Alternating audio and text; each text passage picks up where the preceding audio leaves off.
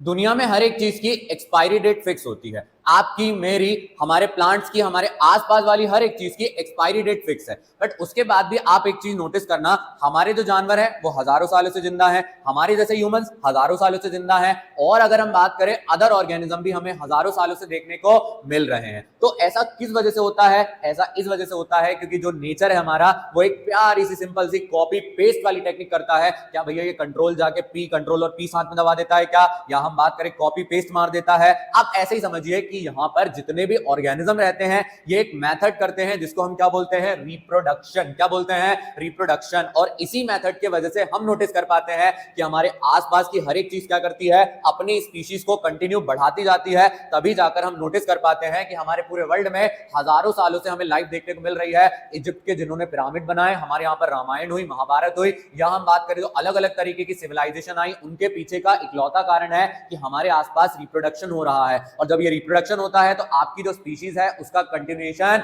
बढ़ जाता है। तुम थोड़े बड़े हो जाओगे, तुम भी रिप्रोडक्शन करोगे, तुम भी अपने लल्ला लल्ली को पैदा करोगे। यानी तुमने डिसाइड कर लिया कि तुम्हें सलमान खान बनना है तो तुम सलमान खान जैसे डिसाइड कर सकते हो कि तुम रिप्रोडक्शन नहीं करोगे। बट प्रोडक्शन और जो सेक्स रहता है वो दोनों अलग अलग बातें होती हैं। तो तुम शक करने लगोगे कहीं ये मेरा बच्चा नहीं है, किसी और का तो नहीं है। आपने देखा होगा चिपकली दौड़ रही है, चिपकली के पीछे कुछ दौड़ रहा था, उसको खाने के लिए चिपकली ने बोला चल मैं तुझे बेवकूफ बनाती हूं, क्योंकि बेटा जो प्लांट है उसका मेल रिप्रोडक्टिव पार्ट चल के अपने फीमेल रिप्रोडक्टिव पार्ट के पास नहीं जा सकता। ये वही टाइम रहता है जिसमें तुम्हें चिड़चिड़ाहट होने लगती है, तुम्हारे दिमाग में अलग अलग थॉट्स आने लगते हैं। अरे वो लड़का क्या कह रहा था, अरे वो लड़की क्या कह रही थी। अगर गलत एज में किया गया रिप्रोडक्शन का प्रोसेस या गलत इंसान के साथ किया गया रिप्रोडक्शन का प्रोसेस आपको जीवन भर दुख दे सकता है। तो आज रहने वाला है हमारा डे नंबर 10, जिसके अंदर हम क्या पढ़ने वाले हैं? हम पढ़ने वाले हैं हाउ डू ऑर्गेनिज्म रिप्रोड्यूस। ये रहने वाला है और रिप्रोडक्शन का एक सिंपल रैपिड रिवीजन, जिसको हम 20 से 25 मिनट में कंप्लीट करेंगे और आपके सारे डाउट को क्लियर भी कर देंगे और साथ ही में आपका रिवीजन भी कंप्लीट हो जाएगा। तो चलिए कर लेते हैं बगैर किसी देरी के स्टार्ट। अगर हम यहां पर नोटिस करें कि रिप्रोडक्शन है क्या, पहले रिप्रोडक्शन समझना पड़ेगा, तभी जाकर तो हम बता पाएंगे कि रिप्रोडक्शन हो कैसे रहा है, क्या हो रहा है उसके अंदर।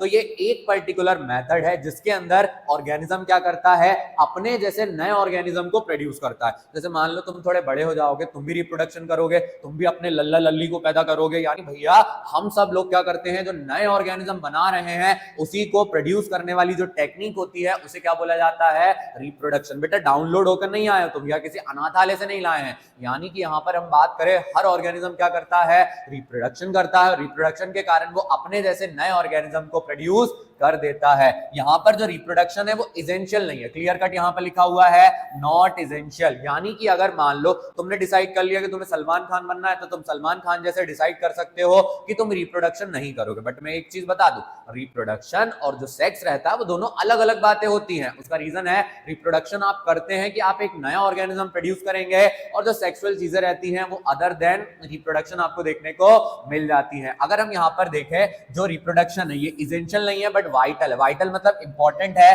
क्योंकि इसके वजह से हमारे आसपास जो स्पीशीज रहती हैं वो अपना सर्वाइवल कंटिन्यू रख पाती हैं। यानी भैया अगर तुम्हारे परिवार को जिंदा रहना है, तुम्हारे नाम को जिंदा रहना है, तो तुम्हें रिप्रोडक्शन करना पड़ेगा। अगर मान लो शेर है, शेर को क्या करना है? अपने आप को जिंदा रखना है, पूरे वर्ल्ड में रहना है, तो उसे क्या करना पड़ेगा? रिप्रोडक्शन करना पड़ेगा। हर ऑर्गेनिज्म अपनी स्पीशीज का कंटिन्यूएशन तभी कर सकता है जब वो रिप्रोडक्शन करता है। जब वो रिप्रोडक्शन नहीं करता तो उसका कंटिन्यूएशन नहीं हो पाता है। अब रिप्रोडक्शन में दो बेसिक चीजें होती हैं। सबसे पहले अगर हम बात करें, हम देखते हैं डीएनए कॉपिंग। जो पेरेंट का डीएनए रहता है, जब वो एक बच्चे को प्रोड्यूस करते हैं तो अगर दो पेरेंट है तो उनका डीएनए क्या हो जाता है? कॉपी हो जाता है। सिंगल पेरेंट रहता है तो उसका जो डीएनए है वो क्या हो जाता है? कॉपी होकर एक नया डीएनए बना लेता है। तो डीएनए कॉपिंग का मैकेनिज्म आपको रिप्रोडक्शन के अंदर देखने को मिलता है, और इसी फंडामेंटल प्रोसेस के कारण हमारा जो रिप्रोडक्शन है वो कैरी आउट हो पाता है। यानी अगर आपने जो कॉपिंग ऑफ डीएनए है उसको बंद करवा दिया तो आप देखेंगे आपसे अलग व्यक्ति पैदा हो जाएगा, और उसकी शक्ल आपकी शक्ल नहीं मिलेगी, आपकी कैरेक्टरिस्टिक उसकी कैरेक्टरिस्टिक नहीं मिलेगी, और तुम शक करने लगोगे कहीं ये मेरा बच्चा नहीं है, किसी और का तो नहीं है।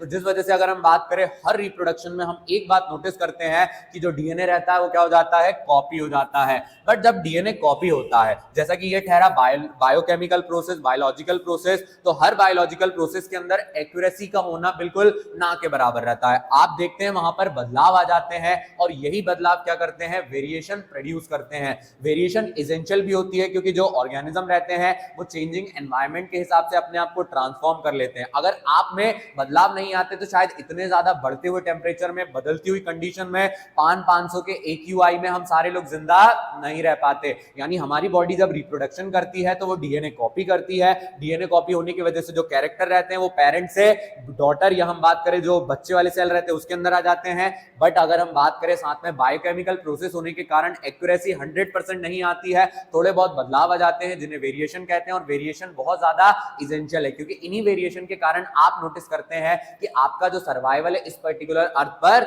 बना हुआ है। तो हमने देखा कि किस तरीके से ये रिप्रोडक्शन हो रहा है। अब मेनली जैसा हमें पता है रिप्रोडक्शन कितने टाइप का होता है भैया, 2 टाइप का होता है। एक होता है एसेक्सुअल और एक होता है सेक्सुअल। फिलहाल हम फोकस कर रहे हैं एसेक्सुअल पे।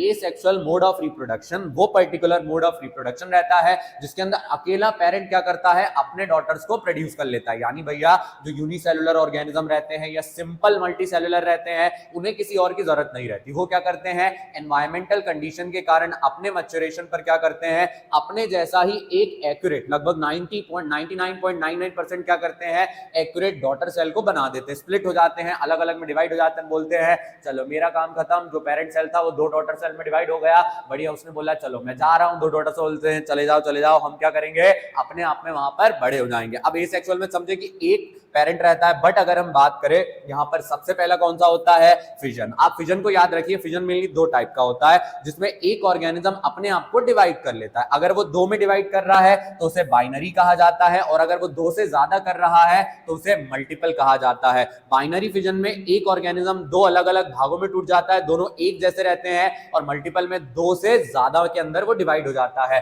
अगर बाइनरी देख रहे हैं तो आप अमीबा में देख सकते हैं, मल्टीपल आप प्लाज्मोडियम में देख सकते हैं। एग्जांपल में आप अमीबा और लेशमेनिया यहां पर लिख सकते हैं। ये तो बात हो गई आपके फिजन की। बट इसके बाद बात आती है फ्रेगमेंटेशन की। भैया फिजन और फ्रेगमेंटेशन में कोई अंतर है? कोई अंतर नहीं है।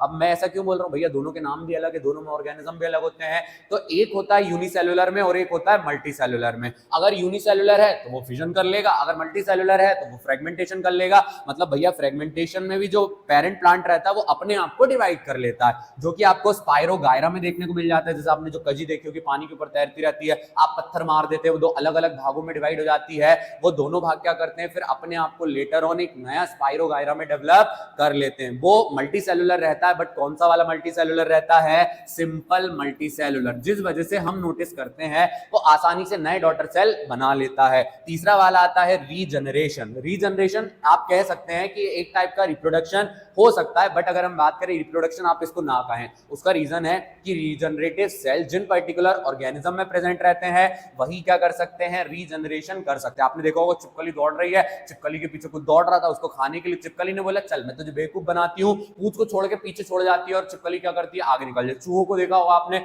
चूहा अपनी पूंछ छोड़ के निकल जाता है। तो भैया बगैर पूंछ का चूहा, बगैर पूंछ की छिपकली तो अच्छी नहीं लगेगी। तो धीरे धीरे करके उनके उस बॉडी पार्ट में रीजनरेटिव सेल रहते हैं जिससे वो वापस से पूंछ को डेवलप कर लेते हैं। बट ये तो सिर्फ उनकी पूंछ वाला पार्ट है। कई ऑर्गेनिज्म ऐसे रहते हैं जो अपने किसी भी कट वाले पार्ट से, ब्रोकन वाले पार्ट से पूरा का पूरा एक नया ऑर्गेनिज्म बना लेते हैं, क्योंकि इनकी बॉडी में स्पेशल सेल रहते हैं जो कि क्या करते हैं, इनकी हेल्प करते हैं ताकि ये रीजनरेशन कर सके। जो हाइड्रा और प्लुमेरिया रहता है ये क्या करता है, रीजनरेशन परफॉर्म करता है। अगला आता है बडिंग। बडिंग के अंदर अगर हम बात करें, जो आपका पेरेंट प्लांट रहता है उसकी बॉडी पे साइड में एक टिश्यू रहता है जिसके अंदर से और एक ऐसे सेल प्रोड्यूस होने लगते हैं जिसे हम क्या बोलते हैं, बड बोलते हैं। और ये बड क्या रहता है, स्पेशल आउटग्रोथ रहता है। स्पेशल आउटग्रोथ के अंदर मैच्योरेशन पर नए नए सेल आते जाते हैं, धीरे धीरे करके ये फुली हाइड्रा बन जाता है। जब फुली हाइड्रा बन जाता है तो पेरेंट प्लांट बोलता है चल निकल यहाँ से, निकल निकल यहाँ से निकल, तो वो कूद कर एक नया हाइड्रा बना लेता है। तो बडिंग वो पर्टिकुलर प्रोसेस रहता है जहां पर एक स्पेशल जगह से बड प्रोड्यूस होने लगते हैं। ये बड क्या रहते हैं, स्पेशल टिश्यू रहते हैं जो धीरे धीरे करके एक प्रॉपर हाइड्रा बना लेते हैं। और हाइड्रा क्या करता है, अपने आप को पेरेंट प्लांट से अलग कर लेता है। फिर बात आती है स्पोर फॉर्मेशन की। स्पोर फॉर्मेशन आपने देखा होगा डेड और डिके फूड मटेरियल के ऊपर जो छोटे छोटे राइजोपस क्या करते हैं, ग्रो कर जाते हैं। ये राइजोपस कैसे रहते हैं, थिक वॉल्ड रहते हैं, जिनके अंदर स्पोर्स कैसे रहते हैं, भरे हुए रहते हैं। बट स्पोर क्या करते हैं, जब बस्ट हो जाते हैं तो बहुत सारे स्पोर क्या करते हैं, एनवायरनमेंट में फैल जाते हैं। और जब उन पर्टिकुलर स्पोर को प्रॉपर क्या मिलती है, कंडीशन मिलती है, तो किसी एक जगह पर वो क्या करते हैं, अपने आप को ग्रो करना स्टार्ट कर देते हैं। तो इस तरीके से स्पोर क्या करता है, अपने आप को एक नया ऑर्गेनिज्म बना लेता है, जिसका एग्जाम्पल राइजोपस आप बोल सकते हो, ब्रेड मोल्ड भी कह सकते हो। लास्ट वाला रहता है वेजिटेटिव प्रोपोगेशन। जो हमारा प्लांट रहता है वो भी क्या करता है, एसेक्सुअल मेथड से ग्रो करता है। बट इसका जो एसेक्सुअल मेथड है ये किन किन चीजों से होता है, रूट से, स्टेम से, लीफ से। आपने देखा होगा जो क्या कहते हैं, आपकी मम्मी ने बोला आप गुलाब का पेड़ उगाना है, तो आपने बोला गुलाब का पेड़ मैं खरीद के ले आता हूँ, मम्मी ने बोला पागल है क्या, जा बगल वाली आंटी घर जा, उनके जो गुलाब का पेड़ है उसमें से एक डंडी काट के ले आ। भैया ये डंडी क्या करती है, ये डंडी प्रॉपर एक नया प्लांट बना लेती है। जैसा आंटी के घर पे क्या कहते हैं बढ़िया गुलाब का फूल लगा हुआ था, लाल कलर वाले फूल आपके घर पे भी ग्रो करने लगते हैं। फिर वो तुमने सफेद फूल वाला पेड़ देखा होगा, उसकी भी हम डंडी तोड़ के घर में लगा लेते हैं तो वो भी ग्रो करने लगता है। मनी प्लांट को हम क्या करते हैं, ग्रो करने लगते हैं। आलू को छोटे छोटे पीसेस में कट कर दे तो वो भी ग्रो करने लगता है। तो जो आपका प्लांट रहता है वो अपने रूट से, स्टेम से, लीफ से क्या करता है, एक नया प्लांट बना लेता है। इस प्रोसेस को हम वेजिटेटिव प्रोपोगेशन कहते हैं। वेजिटेटिव प्रोपोगेशन अगर हम बात करें ब्रायोफिल्म में देख सकते हैं, रोज के अंदर हम यहाँ पर देख सकते हैं। आप इसके अंदर दो चीजें याद रखें, एक रहती है ग्राफ्टिंग और एक रहती है लेयरिंग। ये दोनों चीजें बहुत ज्यादा इंपॉर्टेंट है। अगर आप इस पर्टिकुलर चैप्टर को डिटेल में देखना चाहते हो तो डिस्क्रिप्शन बॉक्स में मैंने क्या कहते हैं जो बड़ी वाली वीडियो जिसमें हर एक चीज को डिटेल में कवर करा है उसकी लिंक छोड़ दी है, अगर मन करे तो वो वाली वीडियो भी देख लेना। चलो फिलहाल क्या करते हैं, आगे आ जाते हैं एसेक्सुअल से बढ़कर। अब भैया एसेक्सुअल से आ जाते हैं सेक्सुअल रिप्रोडक्शन पे, क्योंकि भैया आप पढ़ने भी तो सेक्सुअल रिप्रोडक्शन आए हैं, यही तो जानना चाहते हैं कि भैया सेक्सुअली कैसे रिप्रोड्यूस किया जाता है, क्या सेक्सुअल मेथड होता है। तो सेक्सुअल रिप्रोडक्शन आप ध्यान रखें, वो पर्टिकुलर मेथड ऑफ रिप्रोडक्शन रहता है जिसके अंदर कितने पेरेंट रहते हैं भैया, दो पेरेंट रहते हैं, दो पेरेंट रहते हैं। एक रहता है मेल वाला पेरेंट और एक रहती है फीमेल पेरेंट। यानी भैया मेल पेरेंट और फीमेल पेरेंट अगर जिस पर्टिकुलर रिप्रोडक्शन में इन्वॉल्व है तब जाकर वहां पर सेक्सुअल मेथड ऑफ रिप्रोडक्शन हो पाता है। अब यहां पर ऐसा क्यों होता है, क्योंकि जो मेल रहता है वो मेल गैमेट देता है, जो फीमेल रहती है वो फीमेल गैमेट देती है। मतलब जो मेल का स्पर्म रहता है, फीमेल का ओवम रहता है, वो आपस में फ्यूज कर जाता है और एक नया सेल बनाता है जिसे हम जाइगोट कहते हैं। अब अगर हम ध्यान दें जो सेक्सुअल मेथड है सिर्फ एनिमल्स में नहीं होता, ये हमारे प्लांट्स में भी होता है। तो सबसे पहले हम प्लांट के बारे में पढ़ेंगे, फिर एनिमल्स के बारे में पढ़ेंगे। तो यहां पर अगर हम देखें जो फ्लावर रहते हैं उसके अलग अलग पार्ट रहते हैं। सबसे पहले आप देखो सेपल, जो फूल के नीचे हरी कलर की पत्तियां रहती है उन्हें सेपल कहते हैं, फूल की जो पत्तियां रहती है उन्हें पेटल कहते हैं। अब मेनली दो स्ट्रक्चर आपके प्लांट के अंदर आपको देखने को मिलते हैं। अगर ये पतली डंडी के ऊपर ये गोल गोल कलर के येलो कलर के बॉल लाइक स्ट्रक्चर आपको देखने को मिल रहे हैं तो ये क्या रहता है आपका स्टेमन। स्टेमन बेसिकली मेल रिप्रोडक्टिव पार्ट रहता है। कई फ्लावर में अकेला रहता है और कई फ्लावर में फीमेल के साथ प्रेजेंट रहता है। जो ऊपर वाला स्ट्रक्चर रहता है इसे एंथर कहते हैं, जिस पर्टिकुलर पतली सी डंडी पे रहता है उसे फिलामेंट कहते हैं। फिर अगर हम बात करें कार्पल या पिस्टल, ये बीच में जो स्ट्रक्चर आपको देखने को मिल रहा है, नीचे से स्वेलन बॉटम है, ऊपर से फूला हुआ है, बीच में से पतला है, ये कार्पल या पिस्टल है, फीमेल रिप्रोडक्टिव पार्ट। जो ये सबसे ऊपर प्रेजेंट है ये क्या बोला जाता है, स्टिग्मा, जिस पर आकर पोलन ग्रेन स्टिक कर जाता है। ये पतली सी जो ट्यूब रहती है इसे हम क्या बोलते हैं, स्टाइल बोलते हैं। और जो नीचे वाला पार्ट रहता है इसे हम क्या बोलते हैं, ओव्यूल बोलते हैं। तो ये हमारे फ्लावर के मेन पार्ट रहते हैं जिनके थ्रू वो क्या करता है, रिप्रोडक्शन करता है। अब मान लो फ्लावर ने बोला मैं रिप्रोडक्शन करना चाहता हूं, तो रिप्रोडक्शन करने के लिए फ्लावर क्या करता है, पॉलिनेशन परफॉर्म करता है। भैया पॉलिनेशन क्यों परफॉर्म करता है, क्योंकि बेटा जो प्लांट है उसका मेल रिप्रोडक्टिव पार्ट चल के अपने फीमेल रिप्रोडक्टिव पार्ट के पास नहीं जा सकता, उसे क्या करना पड़ेगा, कोई प्रोसेस परफॉर्म करना पड़ेगा। तो जो प्लांट रहता है वो पॉलिनेशन परफॉर्म करता है जिसके थ्रू वो पोलन ग्रेन को एंथर यानी मेल रिप्रोडक्टिव पार्ट से फीमेल रिप्रोडक्टिव पार्ट तक पहुंचा देता है। यानी अगर प्लांट को रिप्रोडक्शन करना है तो उसका मेल रिप्रोडक्टिव पार्ट अपने जो पोलन ग्रेन रहते हैं उसे फीमेल रिप्रोडक्टिव पार्ट तक पहुंचाता है, जिसको हम क्या बोलते हैं, पॉलिनेशन। क्या बोलते हैं, पॉलिनेशन। अब जब ये पॉलिनेशन की बात होती है तो प्लांट बोलता है मैं तो भैया ठहरा प्लांट, मैं चाहूं तो सेल्फ कर सकता हूं, मैं चाहूं तो क्रॉस कर सकता हूं। अगर सेम फ्लावर का जो क्या है आपका एंथर के अंदर से पोलन ग्रेन है वो सेम फ्लावर मतलब भैया एक ही पेड़ के जो अलग अलग फूल थे, पहले वाले फूल से मेल रिप्रोडक्टिव पार्ट से पोलन ग्रेन निकला, उसी पेड़ के दूसरे वाले फूल पे जाके चिपक गया, तो उसने बोला चलो बढ़िया है, मुझे दूर नहीं जाना पड़ा, अपने ही प्लांट में मैंने क्या कर लिया, पॉलिनेशन कर लिया। तो जब सेम फ्लावर में हो जाता है तो उसे क्या बोलते हैं, सेल्फ पॉलिनेशन। और जब दूसरे वाले में होता है उसे हम क्या बोलते हैं, क्रॉस पॉलिनेशन। और इन पॉलिनेशन को करने के लिए आपको एजेंट्स की जरूरत रहती है जिसे पॉलिनेटिंग एजेंट कहते हैं, जिसमें आपके एनिमल्स आ सकते हैं, विंड आ सकता है, वाटर आ सकता है, जिसके थ्रू पोलन ग्रेन एक फ्लावर से दूसरे फ्लावर तक पहुंचते। भैया रोज वाला मैरीगोल्ड पे चला जाएगा, नहीं बेटा, गुलाब का पेड़ यहां लगा था, गुलाब का पेड़ तेरे घर पे लगा था,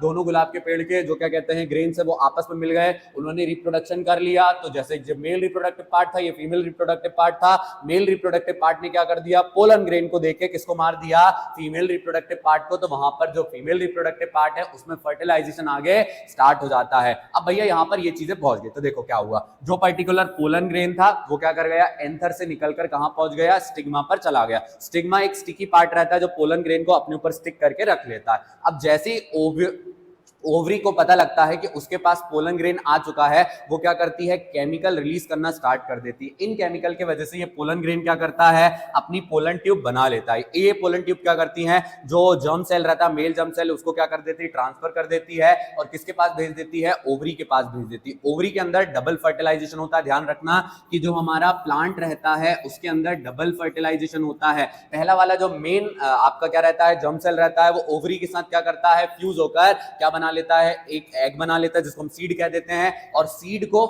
फल क्या प्रोवाइड करने के लिए, फूड प्रोवाइड करने के लिए जो उसकी कवरिंग बनती है वो क्या करती है, दूसरे वाली फर्टिलाइजेशन होती है। मतलब जो प्राइमरी होती है उससे आपका सीड फॉर्म होता है, प्राइमरी से क्या फॉर्म होता है, सीड फॉर्म होता है। और सीड को जो फूड प्रोवाइड करना पड़ेगा वो सेकेंडरी फर्टिलाइजेशन की वजह से या सेकेंडरी वाले की वजह से हो जाता है। यानी यहां पर जो बीच में दो सेल रहते हैं ये क्या करते हैं, फ्यूज हो जाते हैं दूसरे वाले मेल जर्म सेल के साथ। अब फर्टिलाइजेशन हो गया, फर्टिलाइजेशन होने के बाद जब कभी सीड को एक प्रॉपर जगह मिल जाती है जहां पर वो जर्मिनेट कर सकता है, जैसे आपको उसको प्रॉपर धूप मिल रही है, प्रॉपर पानी मिल रहा है, प्रॉपर न्यूट्रिशन मिल रहा है, तो वो जर्मिनेट करके क्या करता है, सीड से क्या बना लेता है, अपना एक बढ़िया सीडलिंग बना लेता है। सीडलिंग धीरे धीरे करके एक प्रॉपर नया प्लांट बन जाता है। तो हमने ये तो देख लिया कि भैया जो प्लांट है ये कैसे कर रहा है। प्लांट में फ्लावर बहुत ज्यादा इंपॉर्टेंट है, क्योंकि जो फ्लावर है वो सिर्फ दिखाने के लिए नहीं, भैया फ्लावर क्या करता है, उसकी हेल्प करता है ताकि वो आसानी से अपना जो रिप्रोडक्शन का प्रोसेस है उसे परफॉर्म कर पाए। बट बात आती है कि जो इंसान रहते हैं ये कैसे करते हैं। भैया इंसान का डायरेक्ट तैयार हो जाते हैं, तुम जैसे पैदा हुए तो तुमने बचपन से बोला कि मैं तो रिप्रोडक्शन करने आया हूं। भैया नहीं,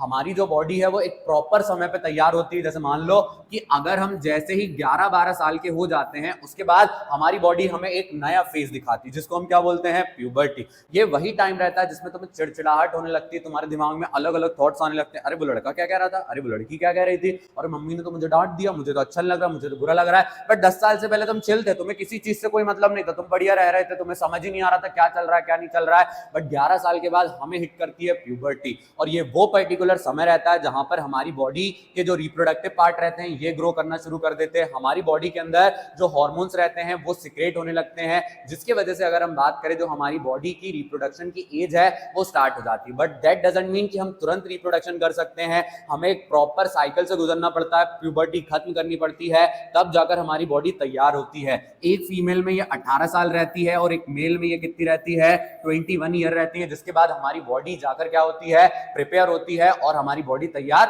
हो जाती है। अब इस दौरान आप नोटिस करना कि फीमेल बॉडी में डिफरेंट चेंजेस आते हैं, मेल बॉडी में डिफरेंट चेंजेस आते हैं। जैसे मेल की अगर हम बात करें, बियर्ड आने लगती है, मुस्टैच आने लगती है, शोल्डर ब्रॉड करने लगते हैं, जो स्वेटिंग रहती है वो बढ़ जाती है, स्किन ऑयल रिलीज करने लगती है, वॉइस क्रैक हो जाती है। तो ये चेंजेस हम देखते हैं। और भैया फीमेल्स में क्या देखते हैं, फीमेल्स के जो रिप्रोडक्टिव ऑर्गन रहते हैं, जैसे ओवरी का इनलार्जमेंट होने लगता है। फिर अगर हम बात करें जो वेजाइनल टिश्यू रहते हैं वो इंक्रीज करने लगते हैं, ब्रेस्ट वहां पर बड़े होने लगते हैं, मेंस्ट्रुएशन वहां पर स्टार्ट हो जाता है। और इसका इकलौता कारण रहता है कि आने वाले सालों में मेल और फीमेल की जो बॉडी है वो अपने आप को प्रिपेयर कर पाए, और प्रिपेयर करके क्या कर पाए, रिप्रोडक्शन के लिए रेडी कर पाए। तो ये तो हमने देख लिया कि हमारी बॉडी अपने आप को प्रिपेयर करती है। अब भैया बॉडी ने प्रिपेयर करना स्टार्ट करा तो इसमें सबसे इंपॉर्टेंट टिश्यू कौन से रहते हैं। अगर हम मेल के अंदर पढ़े तो मेल के अंदर रहता है male reproductive system. Male reproductive system में जो टेस्टीज रहती हैं ये हमारे बॉडी के बाहर स्क्रोटम के अंदर क्या रहती हैं, लोकेटेड रहती हैं, और इनका मेन फंक्शन क्या रहता है, स्पर्म को प्रोड्यूस करना, और एक हमारा मेल हार्मोन रहता है जिसे हम टेस्टोस्टेरोन कहते हैं, उसको सिक्रेट करना। अब यहां पर हमने देखा स्पर्म और टेस्टोस्टेरोन को सिक्रेट करा, बट बॉडी के बाहर क्यों है, क्योंकि जो स्पर्म का प्रोडक्शन होता है वो हमारे बॉडी टेम्परेचर में नहीं हो सकता, जिसके वजह से उसे 2 से 3 डिग्री का टेम्परेचर कम चाहिए। अब भैया जब 2 से 3 डिग्री का टेम्परेचर कम चाहिए तो वो हमारी बॉडी के बाहर लोकेटेड रहता है और काफी ज्यादा आसानी से स्पर्म और टेस्टोस्टेरोन को प्रोड्यूस करता है। अब स्पर्म और टेस्टोस्टेरोन प्रोड्यूस हो गए, वो आगे कैसे आएंगे, तो वो आगे आते हैं वास डिफरेंस के थ्रू। ये पर्टिकुलर जो पाइप आप देख रहे हैं, ये पर्टिकुलर पाइप क्या करता है, आगे चल के यूरेथ्रा से कनेक्ट होता है। तो जो टेस्टीज रहती हैं वो वास डिफरेंस से कनेक्टेड रहती हैं। वास डिफरेंस वो पाइप रहता है जिसके थ्रू आपका जो स्पर्म रहता है वो क्या करता है, यूरेथ्रा की तरफ पास हो जाता है। रास्ते में उसे 2 अलग अलग ग्लैंड मिल जाते हैं, एक प्रोस्टेट ग्लैंड रहता है और एक सेमिनल वेसिकल रहता है। ये दोनों क्या करते हैं, अपना सिक्रेशन ऐड करते हैं, मतलब उसे फ्लूइड फॉर्म दे देते हैं, फूड प्रोवाइड कर देते हैं, ताकि 1 से 2 दिन तक वो क्या कर पाए, सर्वाइव कर पाए। तो ये मेल रिप्रोडक्टिव पार्ट के इंपॉर्टेंट ऑर्गन है। फिर अगर हम बात करें यूरेथ्रा, एक कॉमन पैसेज रहता है जो वास डिफरेंस उसमें कनेक्ट हो जाता है, यूरिन, और अगर हम बात करें जो पर्टिकुलर स्पर्म रहता है वो सेम यूरेथ्रा के थ्रू पास हो जाता है, और एक बार में केवल और केवल एक ही चीज पास करती है, पीनिस हमारा वो पर्टिकुलर ऑर्गन रहता है जो मैटिंग स्टैटिंग के प्रोसेस में हम बात करें सेक्सुअल रिप्रोडक्शन के दौरान फीमेल के साथ क्या रहता है, इन्वॉल्व रहता है। तो यहां पर हमने देखा कि मेल रिप्रोडक्टिव पार्ट किस तरीके से वर्क करता है, बट बात आती है किसकी, फीमेल रिप्रोडक्टिव पार्ट की। तो जो फीमेल रिप्रोडक्टिव पार्ट है ये कैसे परफॉर्म करने वाला है, फीमेल रिप्रोडक्टिव पार्ट में क्या इंपॉर्टेंट है, तो जिस प्रकार से मेल रिप्रोडक्टिव ऑर्गन में हमने देखा टेस्टिस रहती हैं, फीमेल रिप्रोडक्टिव ऑर्गन में हम क्या देखते हैं, ओवरीज। ओवरीज क्या करती हैं, जब एक लड़की बचपन में जन्म लेती, मतलब जब उसने जन्म लिया तो थाउजेंड्स ऑफ इमैच्योर एग क्या रहते हैं उसकी ओवरी के अंदर प्रेजेंट रहते हैं। जैसे वो 11-12 साल हिट करती है, मेंस्ट्रुएशन स्टार्ट होते हैं, और मेंस्ट्रुएशन की वजह से हर मंथ जो ओवरी रहती है, एक मंथ लेफ्ट वाली, एक मंथ राइट वाली, एक मंथ लेफ्ट वाली, एक मंथ राइट वाली, ओवरी क्या करती है, जो सिक्रेशन रहता है और काय का आपके जो सिक्रेशन रहता है, फीमेल जो क्या रहता है, एग रहता है, उसको वो प्रोड्यूस करती है।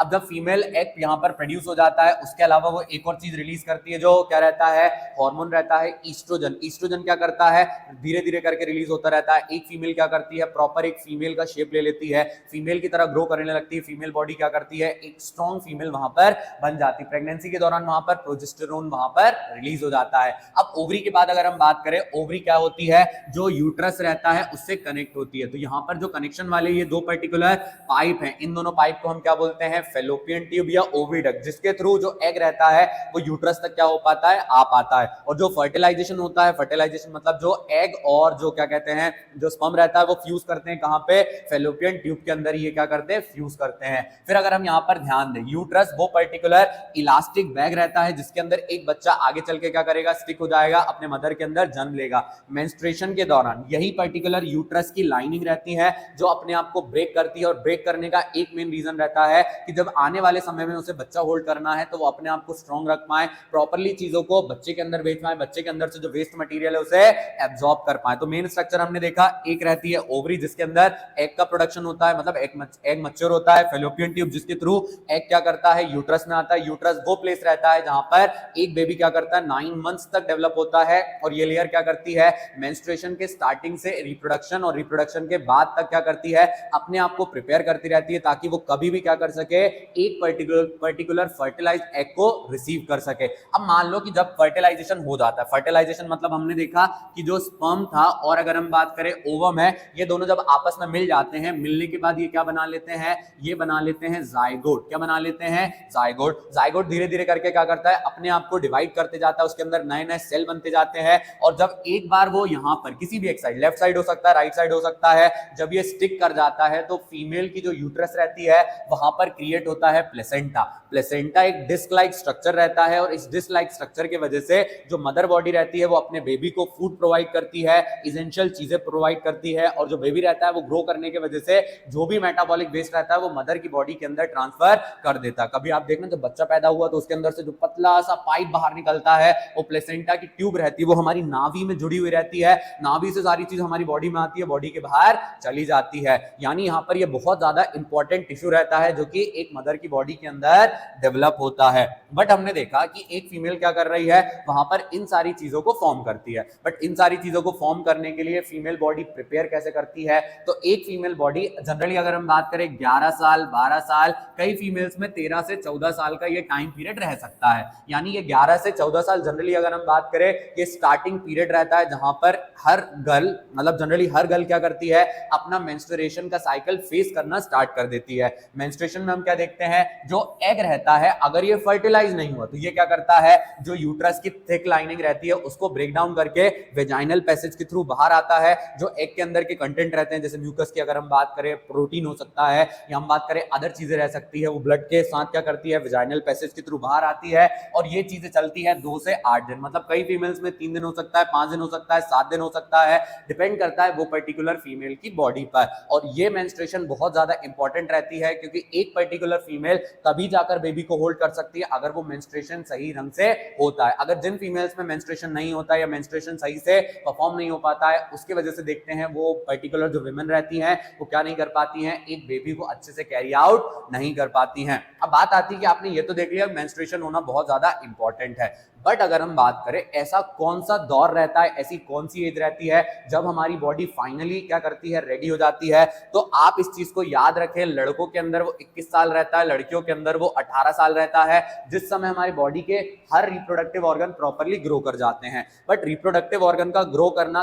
कभी भी ये मतलब नहीं है कि आप सोशली क्या हैं, इस चीज के लिए तैयार हैं। जब हम सोशली, मेंटली, फिजिकली और अगर हम बात करें फाइनेंशियली रेडी रहेंगे, हम आने वाले समय में अगर हमसे कोई गलत एक्ट हो जाता है तो एक बेबी को हम रख सकते हैं, तभी जाकर हमें रिप्रोडक्शन के प्रोसेस में इन्वॉल्व होना चाहिए। अदरवाइज हमें इन सारी चीजों को अवॉइड करना चाहिए। अब भैया अगर हम बात करें, आपने रिप्रोडक्शन अवॉइड करा, बट अगर हम बात करें कई बार क्या होता है आप इन चीजों को अवॉइड नहीं कर पाते, तो इसके वजह से आपको कई नुकसान हो सकते हैं। जैसे अगर हम बात करें एक पर्टिकुलर जो व्यक्ति मान लो इन्फेक्टेड है, कई चीजों से इन्फेक्टेड हो सकता है, जैसे अगर हम बात करें बैक्टीरियल डिसीज हो सकती है, वायरल डिसीज हो सकती है जिसमें गोनेरिया, साइफिलिस, एचआईवी, एड्स वगैरह आ जाती हैं, तो ये एक इन्फेक्टेड पर्सन से सेक्सुअल कांटेक्ट के दौरान एक नॉन इन्फेक्टेड पर्सन में आ सकती है। इसका मतलब है अगर गलत एज में किया गया रिप्रोडक्शन का प्रोसेस या गलत इंसान के साथ किया गया रिप्रोडक्शन का प्रोसेस आपको जीवन भर दुख दे सकता है। इवन अगर हम बात करें जो मदर बॉडी रहती है उससे सारी चीजें एक पर्टिकुलर जो बेबी रहता है उसके अंदर भी ट्रांसफर हो जाती है, जिस वजह से हमें क्या करना है, इन सारी चीजों का ध्यान रखना है और कभी भी ऐसी चीजों में इन्वॉल्व नहीं होना है, क्योंकि इसके वजह से हमें बहुत ज्यादा नुकसान हो सकता है। अब ये तो बात हो गई कि एसटीडी से हो सकता है आप अपने आप को प्रोटेक्ट कर ले, बट अगर हम बात करें हर सेक्सुअल एक्ट क्या कर सकता है, आपको ले जा सकता है अनवांटेड प्रेगनेंसी की तरफ, जिस वजह से 1950 के बाद से हमारी गवर्नमेंट ने और अगर हम बात करें वर्ल्ड वाइड क्या किया गया, कॉन्ट्रासेप्टिव को लाया गया। कॉन्ट्रासेप्टिव क्या करते हैं, आपकी हेल्प करते हैं अनवांटेड प्रेगनेंसी से बचाने में, जो एसटीडीज रहती हैं उनसे भी लगभग आपको प्रोटेक्ट करके रखते हैं। सबसे पहले मैकेनिकल बैरियर आते हैं। मैकेनिकल बैरियर में आप क्या कर सकते हैं, कॉन्डम का इस्तेमाल कर सकते हैं। फीमेल के अंदर अगर हम बात करें आप डायफ्राम का इस्तेमाल कर सकते हैं। ये क्या करते हैं, स्पर्म को एंटर नहीं करने देते हैं और ये आपको क्या करते हैं, किसी भी प्रकार के इंफेक्शन से प्रोटेक्ट कर लेते हैं। केमिकल में आप देख सकते हैं जो फीमेल्स रहती हैं अगर ये ओरल पिल कंज्यूम कर ले तो उनकी बॉडी में हार्मोनल चेंजेस आ जाते हैं, जिसके वजह से जो रिप्रोडक्शन है वो कैरी आउट नहीं हो पाता है। जो आईयूसीडी कॉपर टी हो गई, कॉपर टी के अलावा अगर हम बात करें एक और तरीके का यूट्राइन डिवाइस रहता है जिसको आप क्या कर सकते हैं, डॉक्टर्स के थ्रू लगवा सकते हैं। जनरली अगर हम बात करें जो पर्टिकुलर शादीशुदा लोग रहते हैं या जो मैरिड लोग रहते हैं वो क्या करते हैं, इस चीज का यूज करते हैं ताकि वो अपने दो बच्चों के बीच में एक गैप रख पाए, 3 साल का, 5 साल का, जो भी रहता है। बट इसके साइड इफेक्ट रहते हैं, इसके वजह से आपको इरिटेशन वगैरह हो सकती है, केमिकल के वजह से आपके हार्मोन डिसबैलेंस हो सकते हैं। कई बार अगर हम बात करें और भी फर्दर चेंजेस आ सकते हैं। सर्जिकल जो बॉयज रहते हैं उनके अंदर वेसेटोमी होती है, गर्ल्स के अंदर अगर हम बात करें ट्यूबोस्टोमी होती है, फेलोपियन ट्यूब, और जो वास्ट डिफरेंस रहता है उसको कट डाउन करके उसको वहीं पे स्टिच कर दिया जाता है ताकि जो स्पर्म है और ओवम है वो प्रोड्यूस तो हो बट वो कभी भी क्या ना कर पाए, फर्टिलाइज ना कर पाए। इसी के साथ हमारा ये वाला चैप्टर हो जाता है कंप्लीट। अगर आपको ये वीडियो अच्छी लगी है तो एक लाइक कर जाएं, एक कमेंट कर जाएं और कोई भी सजेशन अगर आप देना चाहते हैं इंप्रूवमेंट के लिए तो आप इस पर्टिकुलर वीडियो के कमेंट बॉक्स में देकर जा सकते हैं। चलिए कल मिलेंगे एक नई वीडियो के साथ, तब तक पढ़ते रहिए, आगे बढ़ते रहिए और मुझे पता है 40वें दिन हम सारे लोग क्या करेंगे, टॉपर बनके निकलेंगे। Thanks for watching.